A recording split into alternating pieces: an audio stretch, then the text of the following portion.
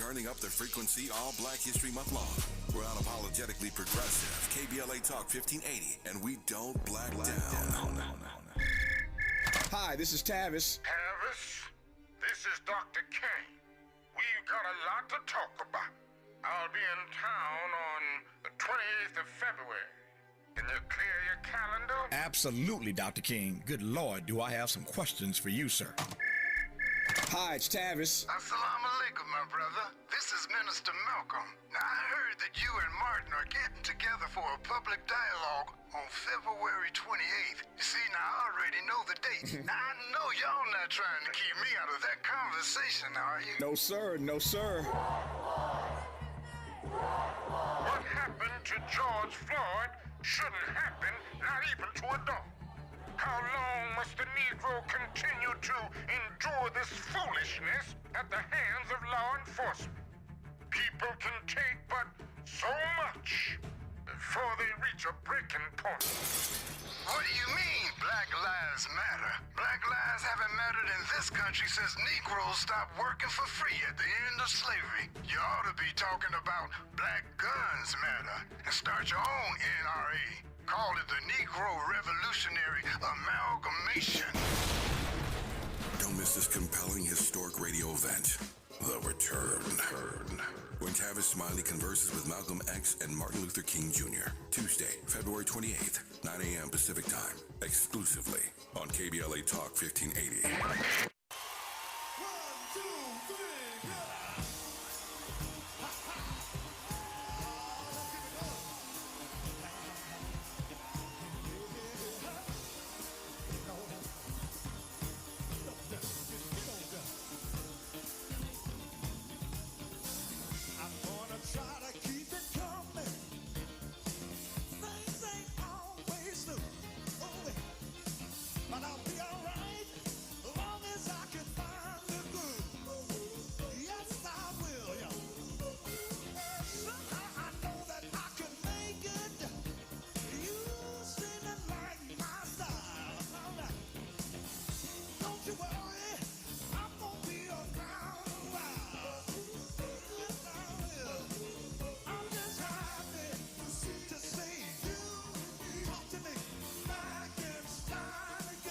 Live from Leimert Park, USA, I'm Tavis Smiley. You're listening to KBLA Talk 1580. So glad to see you and me back in stride again. Our phone number, 1-800-920-1580, 1-800-920-1580. All of our socials can be found at KBLA 1580. That's Facebook, Twitter, Instagram, and YouTube. Everything at KBLA 1580.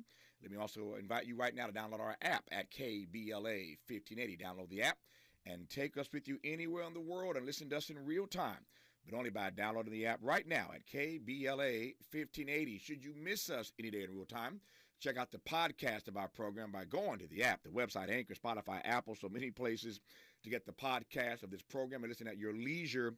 Should you miss us any day in real time, but I am delighted to have you along live with us today for the next 3 hours. You can also watch the live stream of this program by tapping on the KBLA TV icon on our app or by going to our YouTube channel. Let me also invite you to follow me on Facebook and Instagram at The Real Tavis Smiley and get Twitter updates at Tavis Smiley. Another good show on tap for you today in our second hour, 2 conversations. Up first, we'll speak with Alandra Washington of the Kellogg Foundation about why Black Americans donate a higher share of their wealth than white Americans. Did you know that? Why the role of Black women in philanthropy matters these days. Kellogg's annual celebration of the National Day of Racial Healing and the Kellogg Foundation's own racial healing journey. All of that with Dr. Alandra Washington of the Kellogg Foundation on the top side of Hour 2. On the B side of Hour 2. I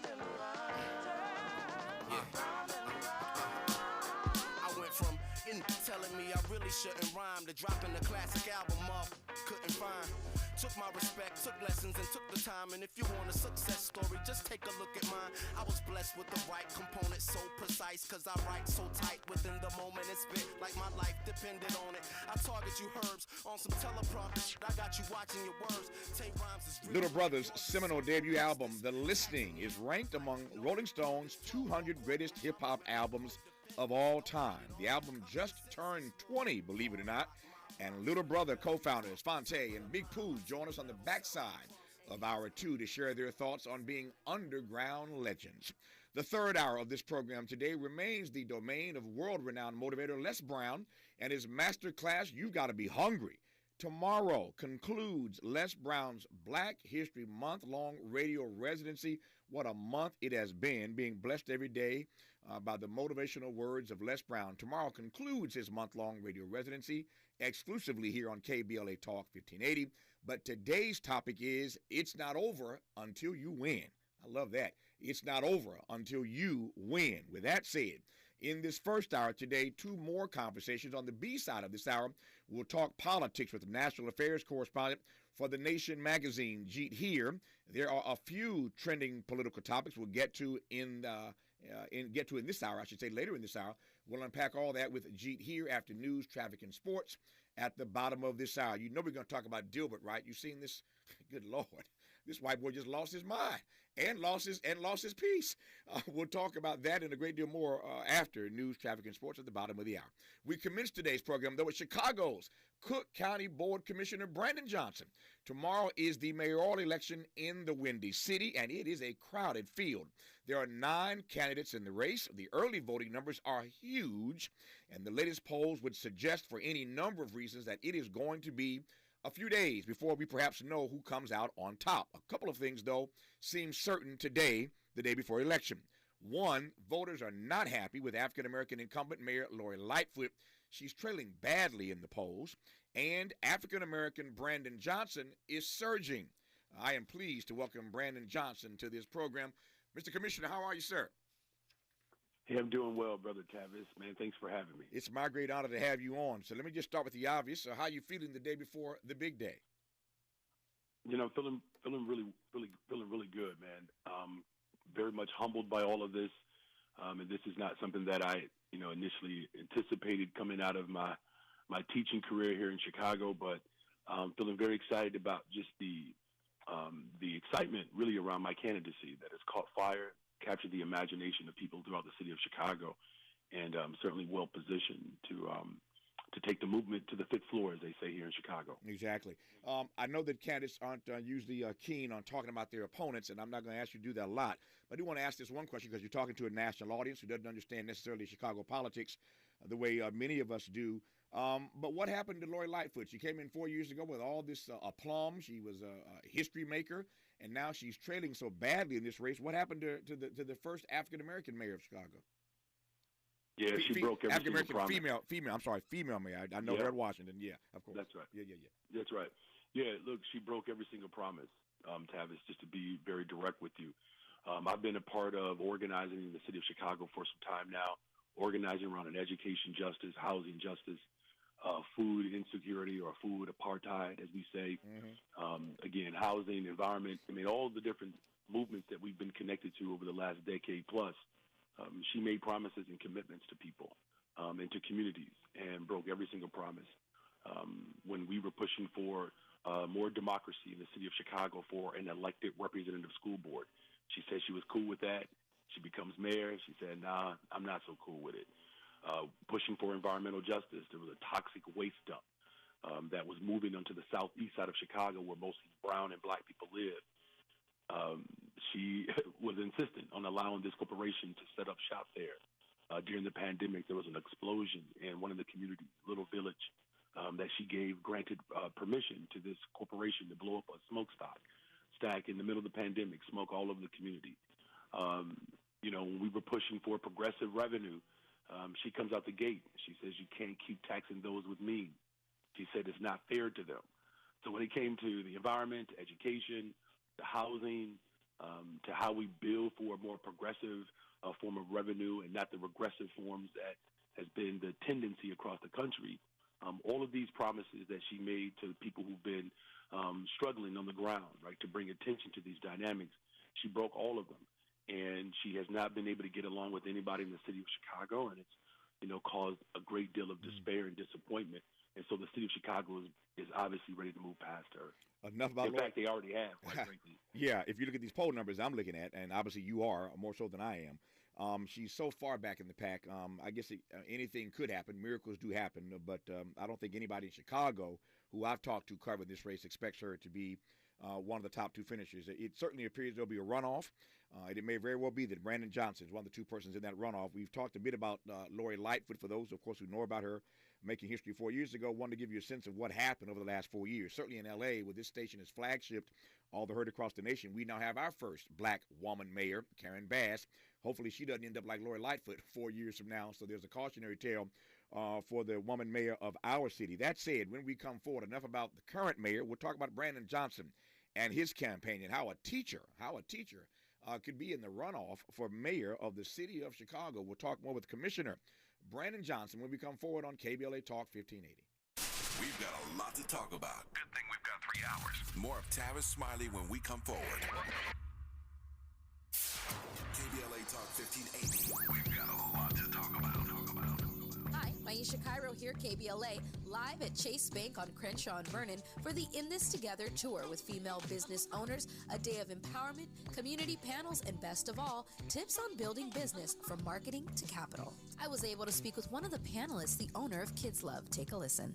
So Kids Love, KIDSLUV, is a first-to-market zero-sugar, vitamin-enhanced functional beverage for kids. So the zero sugar is really important because if not, the sugar gets on the teeth, it can cause cavities. So as a mom, I love this vitamins and hydration in one. Tell us what's happening here with Chase Bank today. So I would say, I think what Chase is trying to do is create a community, actually, for entrepreneurs, a place where people can go. They have the space to do it.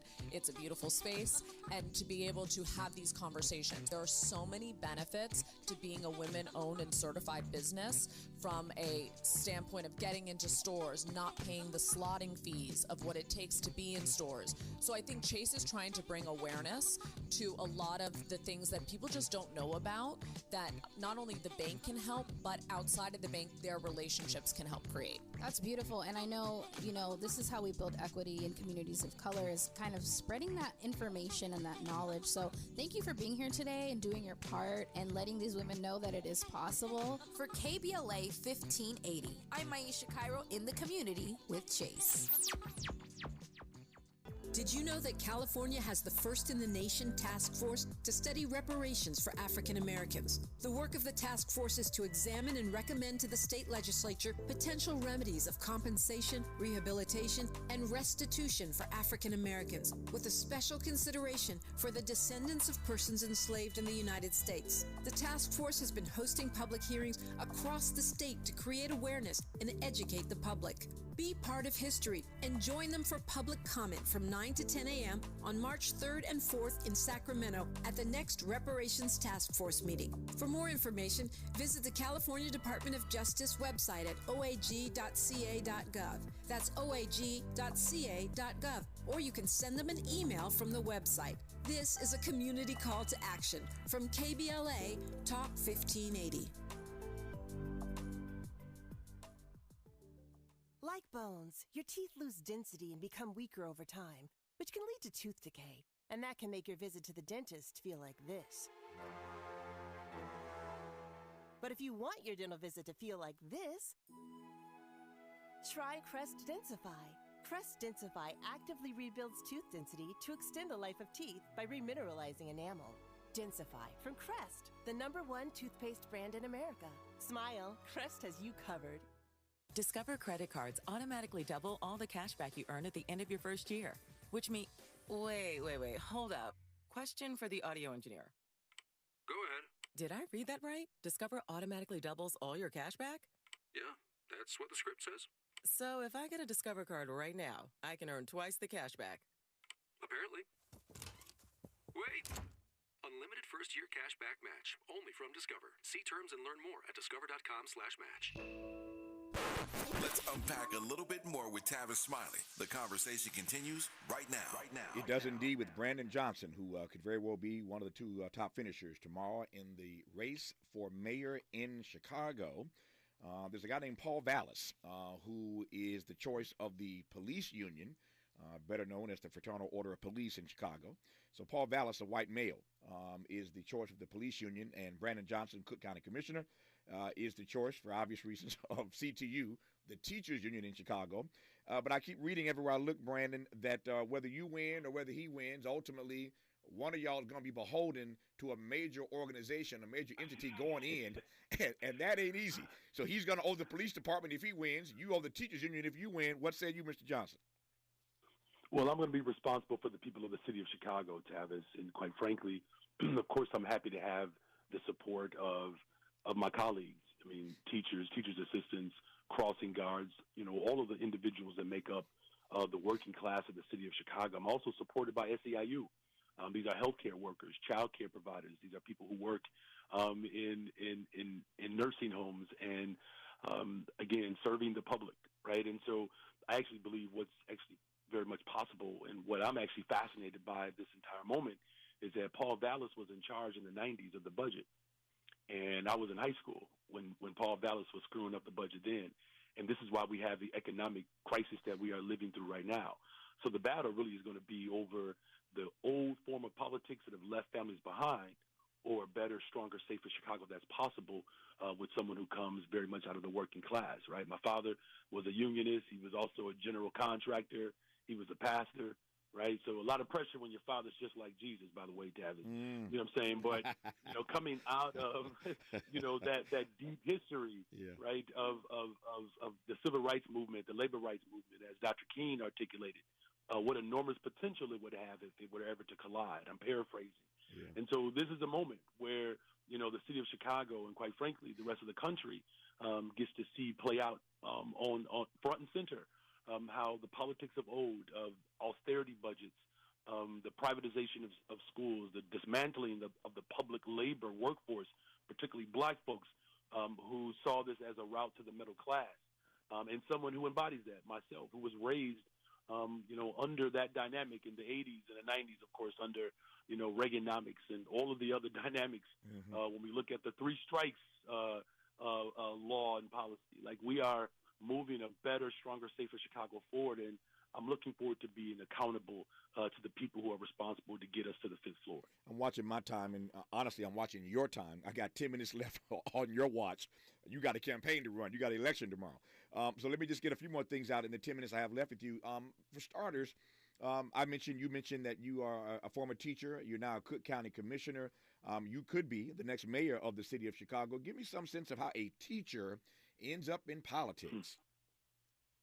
Yeah, so, when I was teaching, I started teaching in the Cabrini Green community. Oh, yeah. And folks probably around the world know Cabrini Green. And there, it captures the essence of the city of Chicago, because in Cabrini Green, my students could see and hear and practically walk to one of the richest neighborhoods in the world, downtown.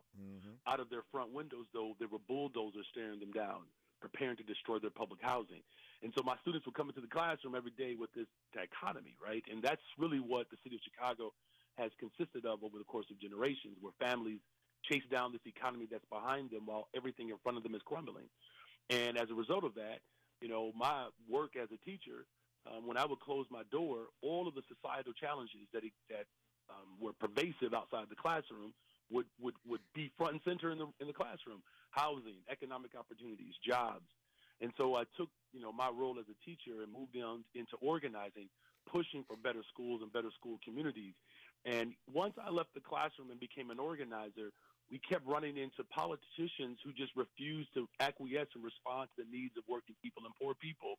And someone finally came to me and said, Brandon, we need to prove that a black man with your ideology can win in a black district. And there was a brother in that position who was more of a corporatist, sort of a typical corporatist Democrat.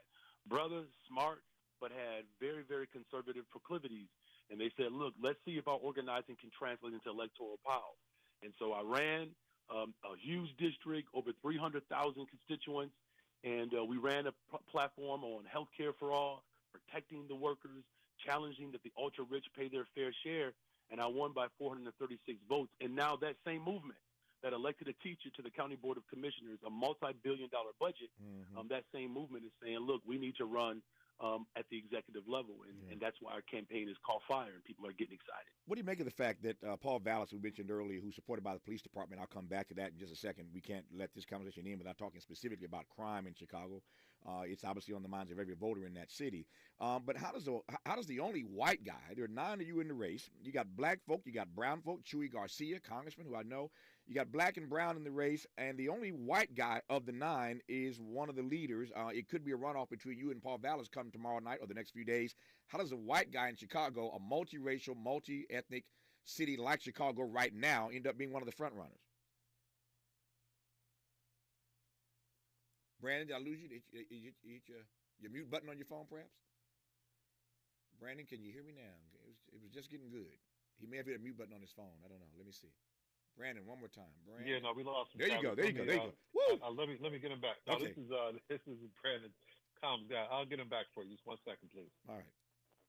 Let's get this is Brandon's comms guy. For those who don't know politics, that just means communications. He's the guy doing the communication. Somehow you got disconnected. But anyway, I was saying that while we get Brandon back on the line right quick and make the most of these last 5 minutes here, Paul Vallis is the only white person, the only white candidate running in this race for mayor. There's a field of 9 of them. And I want to ask Brandon in a second here, how does a white guy in a city that is so multicultural, multiracial, multi-ethnic these days, that just had or has had for the last 4 years a historic African-American woman as mayor, now look in the other direction, if you will. I'm just fascinated how a white guy could be one of the front runners. Brandon, are you back yet? Not yet. So we'll ask him about that. And I also, again, want to talk about the issue of crime. It troubles me sometimes. Some of you have heard me say before, I live in L.A., but outside of L.A., Chicago is my favorite American city. I love the city of Chicago. It may have to do something with the fact that I grew up in Indiana, right next door to Chicago as a kid, spent a lot of time in Chicago, went to college at Indiana University. A lot of my friends at IU came to IU from Chicago as a kid in college. I worked on the campaign of Harold Washington, who became the first black mayor. So I love the city of Chicago. And yet, while I love that city, sometimes it seems unfair that when you talk about Chicago, crime is always the issue at the top of the agenda, but you can't run away from it. You cannot talk about the mayor's race in Chicago without talking about the issue of crime. And so we'll hopefully get a chance to ask Brandon about that as well. As you also know, right now, the 4 largest cities in the nation have African-American mayors, Chicago, of course, being one of them. If Brandon Johnson can pull this off and take the seat of Lori Lightfoot, that tradition, for the moment at least, would continue. But it means something to, in this moment, have African-American mayors who are leading the 4 largest cities in the nation.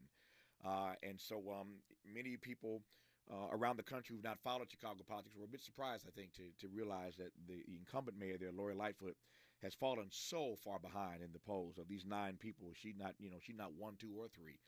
She's kind of fallen behind in the polls that I've been following, watching this race. And so it's going to be fascinating tomorrow to see if the pollsters are wrong. Wouldn't be the first time that pollsters were wrong about the outcome of a particular election. But we will see. But I was reading some stuff this morning from David Axelrod. You know the name David Axelrod. Axelrod is the brother who ran the white brother who ran Barack Obama's campaign successfully and got him to the White House not once but twice. So Axelrod is an expert on things in Chicago, certainly politically. And he said it would be not quoting here exactly, but he said it would be difficult to see at this point. Anyway, that Lori Lightfoot could come back and be one of the top 2 finishers in the mayor's race in Chicago tomorrow. But again, pollsters have been wrong before, so who knows? We will see. But Brandon Johnson, who I wanted to have on today because of the 9 persons running, he's been surging of late. So Paul Vallis, it appears, is going to be the person that comes out on top tomorrow. But the fight now is for that second slot. Who's going to force Paul Vallis into a runoff? And again, all the polls we're looking at the moment suggest this young brother, Brandon Johnson, who you've been listening to, very impressive, may be the one who ends up being in the runoff with Paul Vallis. So I got 2 minutes before news and sports and traffic. Did we get Brandon back? So Brandon, I got 3 minutes left here. Let me ask you right quick 2 things in 3 minutes. How is a white guy in a field of 9 candidates in a multicultural, multiracial, multi-ethnic city like Chicago even in the front running? Yeah, he's catching the conservative vote. I mean, this is actually not surprising. Right. I'm confident that he'll cap out. Believe it or not, there are a handful of Republicans that do live in the city of Chicago. Okay. And finally here, the issue of crime. As I was saying a moment ago, I was trying to get you back on the line, that Chicago is my favorite American city. I love Chicago, and I hate the fact that Chicago is always, Exhibit A when you talk about crime in America, but you can't avoid it when you're running for mayor. So what say you about how to fix crime in Chicago, Brandon Johnson?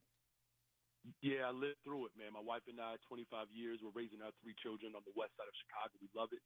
It's beautiful. Austin neighborhood is one of the largest concentration of black folks anywhere in the country. But with all of its beauty, it does have its challenges, right? Because of disinvestment over the course of a generation now, it is one of the more violent communities. And so I live it every single day raising my children here. And so it's very simple. Safe American cities all have one thing in common. They invest in people. And that's what my public safety plan calls for. We invest in making sure that we are hiring young people. I'm going to double the amount of young people that we hire. We're going to make the positions year-round. There's a direct correlation between youth employment and violence reduction. There's an ordinance that I'm going to pass within the first 100 days of my administration.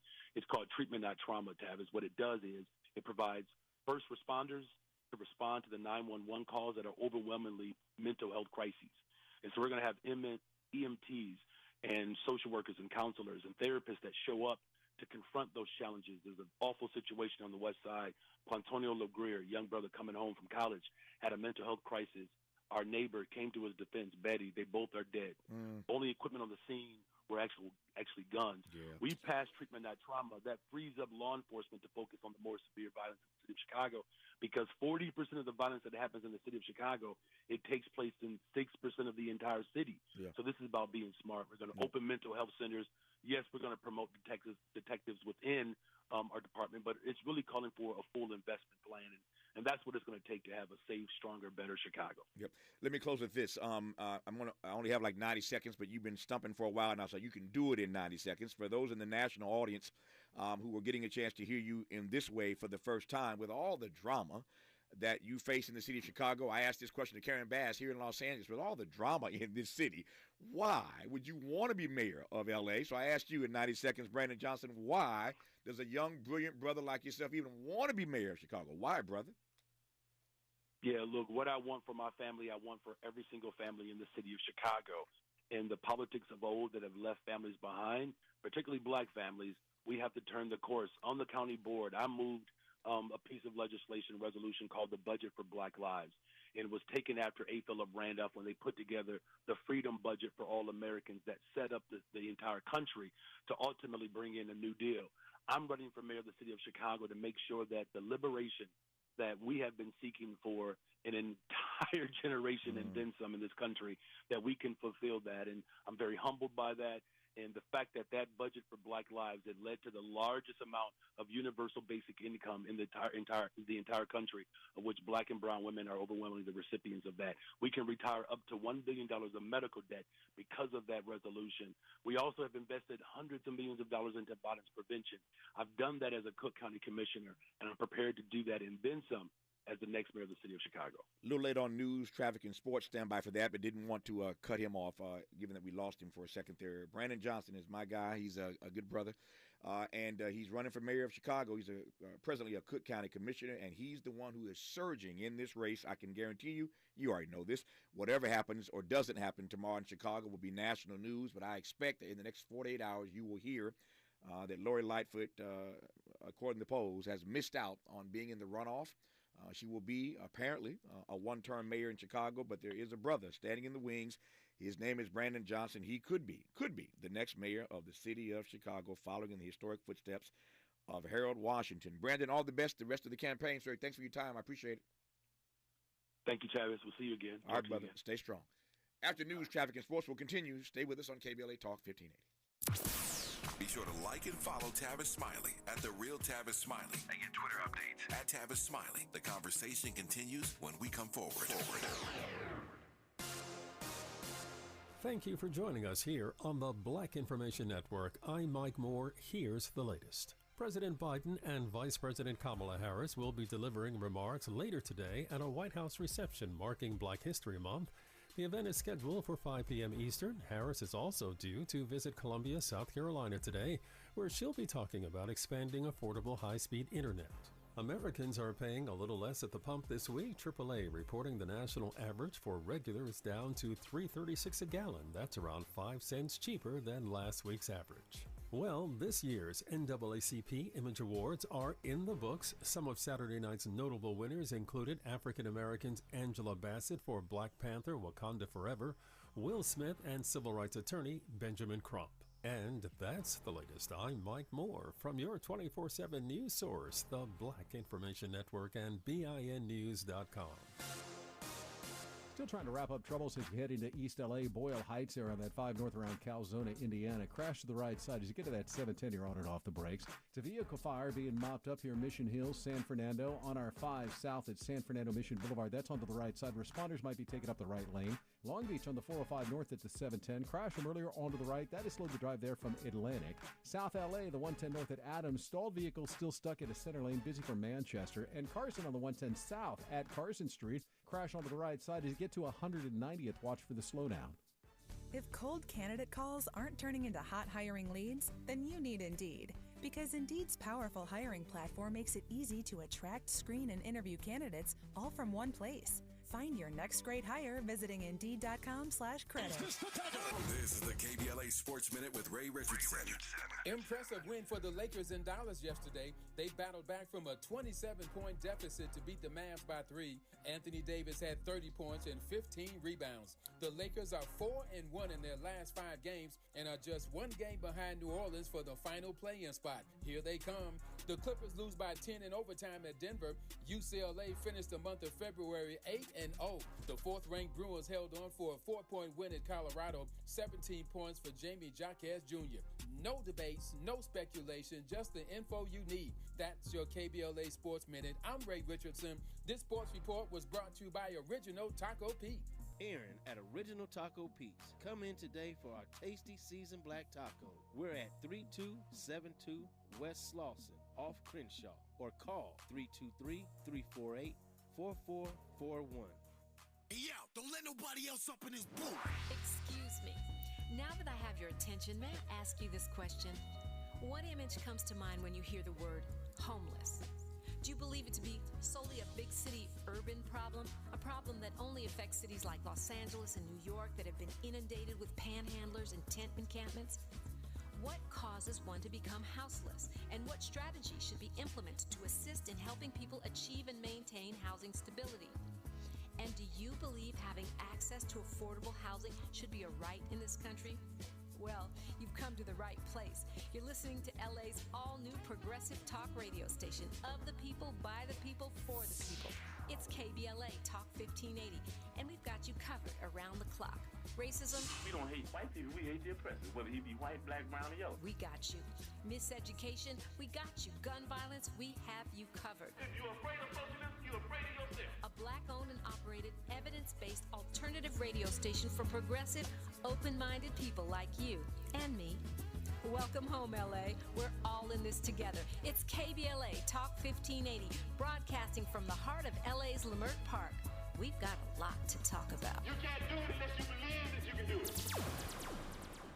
Thanks to our new sponsor, Lendistry. Lendistry is a national Black-led small business lender that is headquartered in Los Angeles. Lendistry helps small business owners access the affordable capital needed to grow. Visit Lendistry, LENDISTRY.com/KBLA today. Life is uncertain. It's okay to feel stressed, anxious, worried, or frustrated. It's normal. With CalHope's free and secure mental health resources, it's easy to get the help you and your loved ones need when you need it the most. Call our warm line at 833-317-4673 or live chat at calhope.org today. Hey Dad, how do airplanes fly? What's in this box? Is this tree good for climbing? How are babies made? What does this thing do? Kids are curious about everything, including guns. Talking to them about gun safety in your home is a good first step, but you can do more. Always keep your guns locked, unloaded, and stored separately from ammunition. Safe gun storage saves lives. Learn how to make your home safer at endfamilyfire.org. That's endfamilyfire.org. Brought to you by End Family Fire, Brady, and the Ad Council.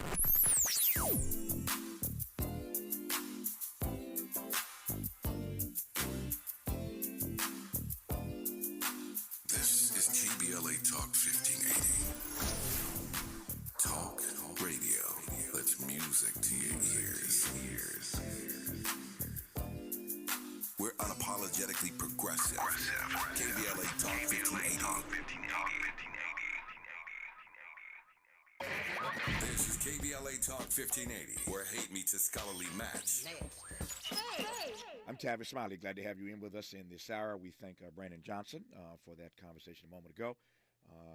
So we were just talking politics. Brandon Johnson could be one of the top two finishers in the mayor's race in Chicago tomorrow. So we'll keep our eyes on that race. As I mentioned earlier, the top four cities, the four largest cities in this country right now, all have African-American mayors. And if Brandon can go on to get into the runoff tomorrow and pull this off in Chicago, that will remain the case, at least for the time being. So we will see what black history perhaps can be made in Chicago tomorrow. Let's continue right now, though, talking politics more broadly with the national affairs correspondent for The Nation magazine, Jeet Here. There are a number of trending topics I want to get to between now and the top of the hour. Jeet, good to have you on. How are you, sir? I'm good. It's great to be on. Good to have you. Thank you for your time. Let me just start with the story that everybody seems to be talking about, certainly inside of black America, and for that matter, all of America, but in this community, good Lord. Who knew? So we've been reading Dilbert for years. Dilbert, of course, is a syndicated comic strip that mocks office culture. The creator of that script just lost his mind the other day. And I say lost his mind. I'm not even sure I believe that, because when people say things like what he said, Jeet, you wonder, whether or not they've been harboring these feelings all along.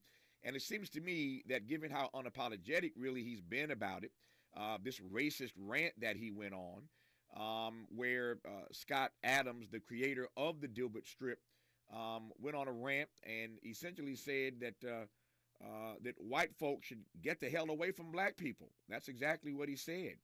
That we're part of a hate group, that black folk belong to a hate group, and white folks should just get as far away from us as they can. Hundreds now, literally hundreds of papers across the country have announced they will no longer run his comic strip.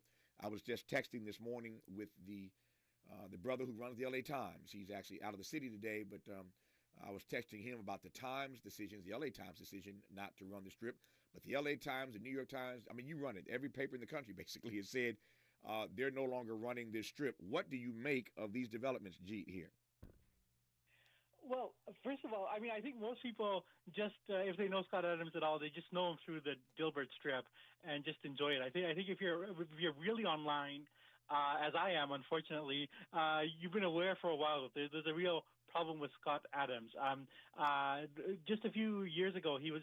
You remember when they had the Klan rally in Charlottesville, and Trump said, "Good people on both sides." Mm-hmm. Well, Adams defended that statement. He said this was not, Trump was making a very reasonable statement, and that it was not racist. In 2016, when it looked like Trump was going to lose because of women voters, Adams had wrote, "Everything that goes wrong with the country from this point on is women's fault." That's if then a lot of these in 2020 he said, if Biden is elected, there's a good chance you'll be dead within the year. Police will stand down. Republicans will be hunted. So he has a history of these kind of statements. I think that they've sort of flown under the radar because they're not for the big Dilbert audience that's like reading it in the papers. These are online statements. He has his own like podcast, and people who follow him kind of been aware that there's a kind of problem. And I think this time though he's really it's a mask off moment, right? He's taken the mask off. We can see who he is, and there's no denying it. So I think this is more a matter of the broader community starting to be aware of what's been going on for a long time. Yeah, I hear your point, Jeet. It is true that the broader community is just now starting to get wind of what Scott Adams has been saying for some time now. To your point, I admit I'm not really a comic strip reader. I know Dilbert. I know the impact it's had over many decades, but I'm not really a Dilbert reader and certainly not a follower of Scott Adams. But to the point you just made now, and this is what rubs me raw, I have a hard time believing that you're the only person online. I have a hard time believing that the newspapers who run Dilbert for all these years, including, let me just say it, the LA Times, since this station's flagship to him. So you want me to believe that nobody at the New York Times and nobody at the LA Times and nobody at all these 200 plus newspapers who've been carrying Dilbert all this time, none of those persons were aware of the stuff that you know and others know that he's been saying on his podcast, that he's been putting out online in other statements in other places. Nobody was aware of this. So in other words, nobody saw this coming. I'm not buying it, Jeet. I'm not buying it. No, absolutely. I'm sure a lot of people were very aware of it, but it's the money, right? It's all about the Benjamins.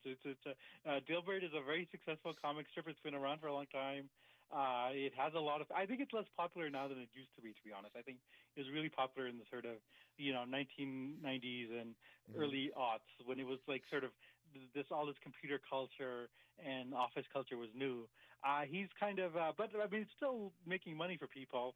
And yeah, I mean, if there's money involved, then you're gonna overlook this guy's history of racist and misogynist statements. I mean, that was basically I think that's the real story here, right? That people were willing to overlook this stuff for so long until he's said something that's like undeniable. Yeah. And I mean the full statement. I mean, if your listeners have the stomach for it, it's worth tracking down because the full statement is like so illogical. Like he's saying, I've been helping black people for all my life, and like I would like to meet the black person that Scott Adams has helped. The second thing is that he said he's fortunate to live in this gated community that's well to do where there's very few black people, and he's actually lived there for like many years, right? So this is already like a decision he made. And the other thing I would point out is, if you really want to go to the roots of all this, he had a Dilbert cartoon show that appeared, and I think that there was like a competing show by black creators. The name kind of escapes me. The Boondocks. Yeah, something like that. Yeah. But that show did like much better than the Dilbert cartoon show, and then the network decided to go with the Boondocks. And since that time, I mean, if you're a real Scott Adams watcher, I think you will have noticed that since that time, he's kind of been hinting at a lot of resentment, but I mean, because like a black show was more successful than his show, and that he thought he could have made, and so I just I have to say, I really think that that's the basis of it, and but yeah, I mean, this absurdity that his statement is basically no more Mr. Nice Guy. I've been good to you guys for many years, and I just want to call attention to like how absurd that statement is. Yeah, I'm laughing, and you may have heard me giggle a moment ago out loud. I was laughing because Aaron Magruder is my friend and brother. Aaron Magruder was the creator of the Boondock Strip. And so I'm laughing. So we have Aaron Magruder to blame for all of this. If the Boondocks TV show hadn't been so successful, Scott Adams wouldn't be so jealous and such a hater and revealed himself. But on the other hand, let me thank Aaron Magruder for the Boondocks doing so well, because now we get a chance to see who Scott Adams really is. But let me well, if it wasn't the Boondocks, it would have been something else, right? Like I think character is fate. Like I think this is obviously a guy who like thinks very well of himself and can't imagine anyone else being successful like on the merits, right? Like I just Now, I didn't mean to cut you off, but this let me just put a finer point on this. This is one of the reasons why I try not to do it too often because people can't stomach it, but I have a really, really strong critique of corporate media. Having been a part of corporate media in my career, I have a strong critique of corporate media. There are really these days 3 or 4 companies that own and control everything we see, watch, read. There are really 3 or 4 companies. This notion of companies swallowing each other up has been underway for quite some time in our society, and so now you have 3 or 4 companies that own and control literally pretty much everything we see and read and hear. And what troubles me about that, there are a number of things, and one of the things that troubles me about that is that for them, all that matters is money. Now, here's the point. Here's the point, and we'll discuss this a bit more when we come forward here in a second. Let me just tee this up, though. When you Google Dilbert, when you Google Scott Adams, and I want you to do, if you're listening right now, when you get a chance today, just Google Scott Adams, Google Dilbert, one, because you want to take the advice that Jeet here offered and read exactly the full text of what Scott Adams had to say about black people. You need to read this. You need to see what he said about black people. And then, as you heard Jeet say a moment ago, do a little research and look at all the things prior to this weekend that he has said about black people and about black women and others. And again, this stuff has been out there for some time now. So all of these papers who've been running his strip for years now were totally aware of this. But I want you to read the self-righteous statements they've all made. I mean, they are going hard on him in their statements about why they're dropping him. We will not stand for this. We are not a publication that believes in hatred. This is not America. I mean, you can imagine, right? You got to read some of these statements that these papers are making about why they're dropping him, this sort of self-righteousness, but you've been making money all this time. That's the point that Jeet was making. You're making all this money, and only when he goes so far that you can no longer defend it do you drop him, and then you put out these, again, statements with all this bluster about how you will not tolerate this, and your paper is better than it. Get out of here. We'll continue when we come forward on KBLA Talk 1580. We may be LA's newest talk station, but when you're punching above your weight, it's not about whether you can throw a punch. Can you take a punch? We're unapologetically progressive. KBLA Talk 1580. And we don't black down.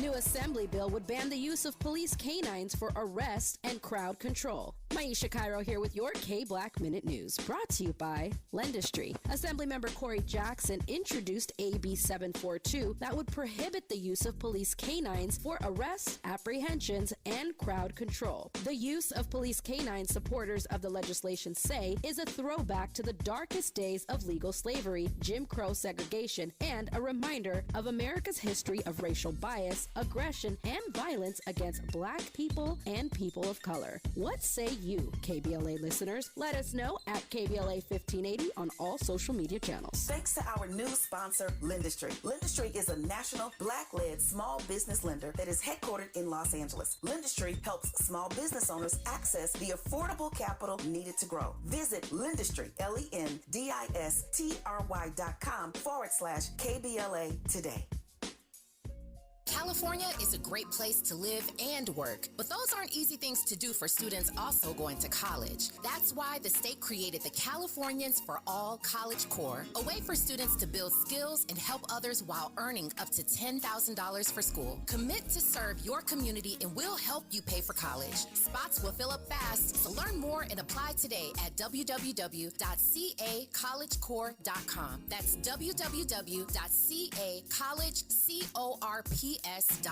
California is a great place to live and work, but those aren't easy things to do for students also going to college. That's why the state created the Californians for All College Corps, a way for students to build skills and help others while earning up to $10,000 for school. Commit to serve your community and we'll help you pay for college. Spots will fill up fast, so learn more and apply today at www.cacollegecorps.com. That's www.cacollegecorps.com. At Charmin, we heard you shouldn't talk about going to the bathroom in public, so we decided to sing about it. Roll Charmin Ultra Strong when you drop in the beat. It cleans with way less effort on your seat. Yeah, roll it, drop it. Yeah, roll it, drop it. Charmin flows extra strong from the road. Your butt hella clean while you're sitting on the bowl. Yeah, it's all you need for that bathroom groove. Get you in and out without nothing to prove. Charmin Ultra Strong cleans better so you can use less. Enjoy the go with Charmin. Gotta stay fresh, my house shot with a rest bar, Have you visited us online for the grand opening of KBLA.store? For the best in new merch, gift ideas, books, media, and more, log on to KBLA.store. Be sure to check out our KBLA team favorites at KBLA.store today. That's KBLA.store for all the official merch on your favorite talk radio station, KBLA Talk 1580. The bounce is back.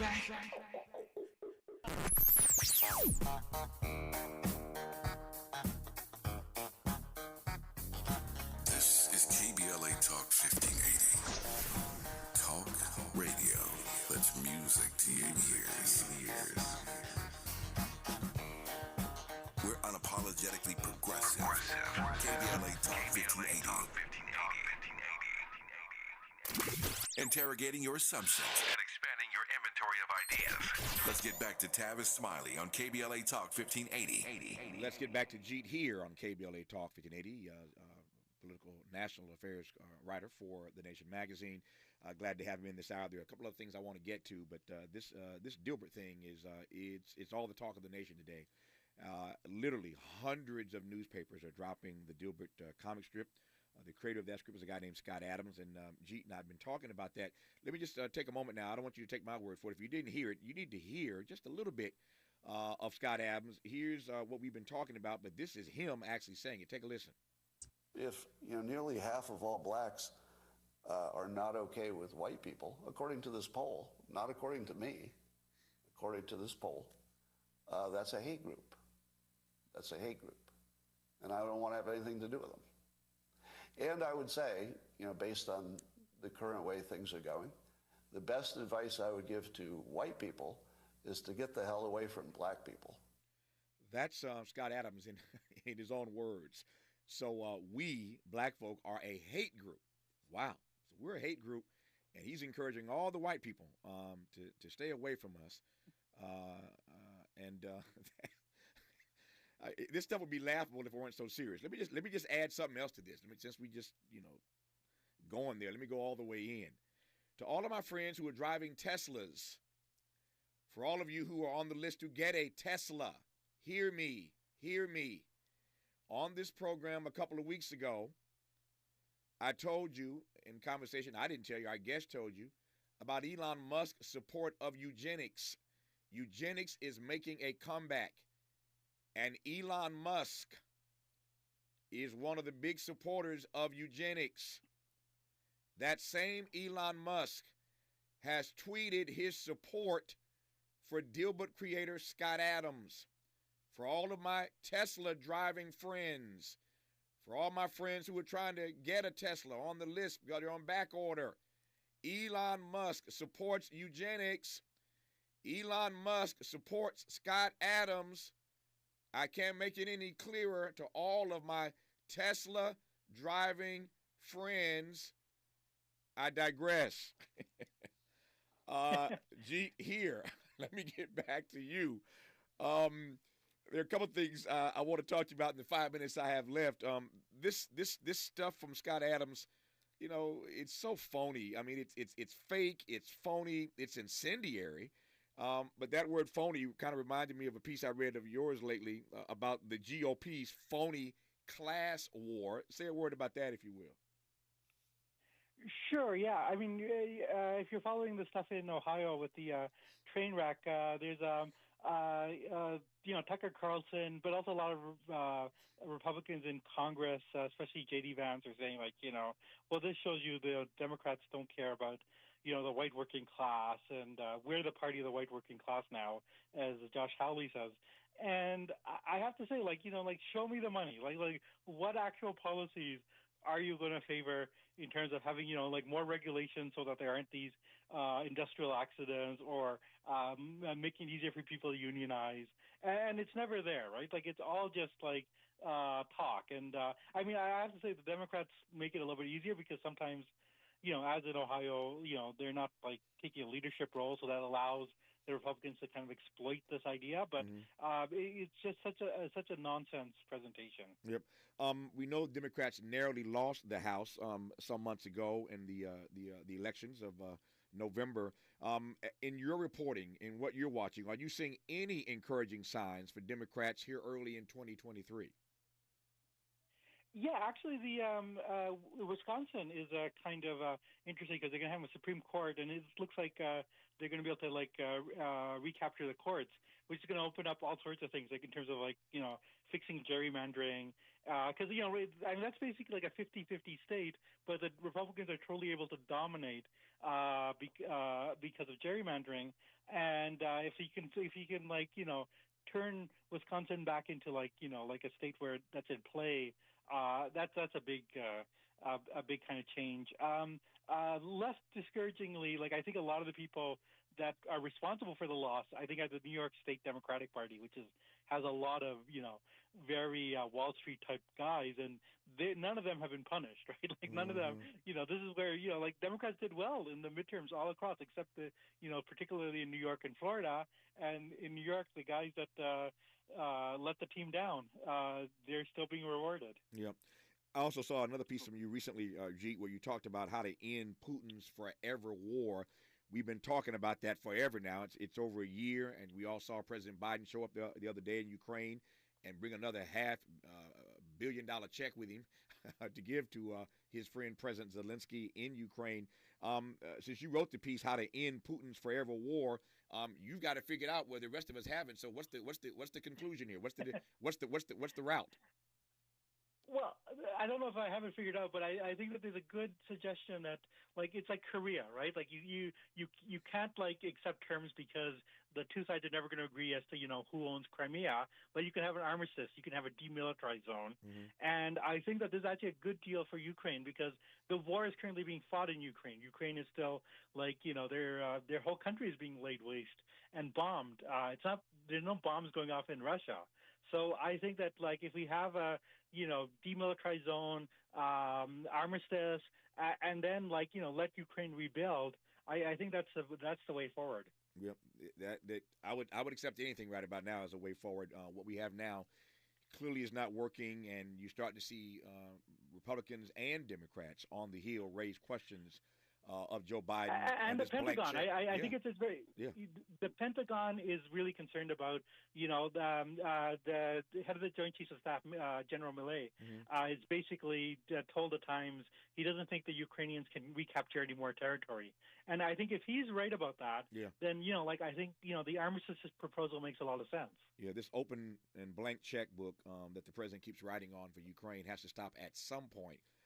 No matter how much we support democracy, because there's too many other issues that matter to the American people that we can't seem to find money for. We keep finding checks every other week, it seems, for Ukraine. And when your military people start raising questions about whether or not Ukraine can, gain any more ground, then that conversation needs to be a bit more organic. And perhaps in the coming days, it will be. For now, Jeet here, National Affairs Correspondent for The Nation and host of the Weekly Nation podcast. Thank you for your insights, my friend. Good to have you on. We'll do it again. Yeah, it was great to be on. Wonderful conversation. Thank you, sir. Hour 2 of Tavis Smiley, after news, traffic, and sports on KBLA Talk 1580. KBLA 1580 Santa Monica. I'm Mike Moore. Here's the latest from the Black Information Network. In Illinois, the family of an African-American Chicago woman who was pregnant at the time she disappeared some 2 years ago is seeking answers from police. I don't feel like it'd be enough help. I don't feel like they do enough. I don't feel like they care about us. Sharitha Morrison went missing in February of 2021 and was last seen